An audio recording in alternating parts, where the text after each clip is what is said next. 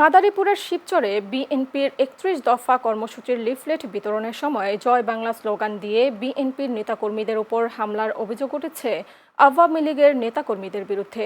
এতে অন্তত ২০ থেকে ৩০ জন আহত হয়েছে। সোমবার রাতে শিবচরের চর শ্যামাইল এলাকার এই ঘটনা ঘটে। আহতদের বেশিরভাগই উপজেলার পাঁচচর ইউনিয়ন বিএনপি ও সহযোগী সংগঠনের নেতাকর্মী।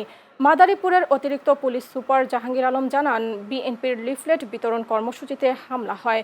পুলিশ ঘটনাস্থলে গিয়ে পরিস্থিতি নিয়ন্ত্রণে আনে। বর্তমানে এলাকায় অতিরিক্ত পুলিশ মোতায়েন করা হয়েছে।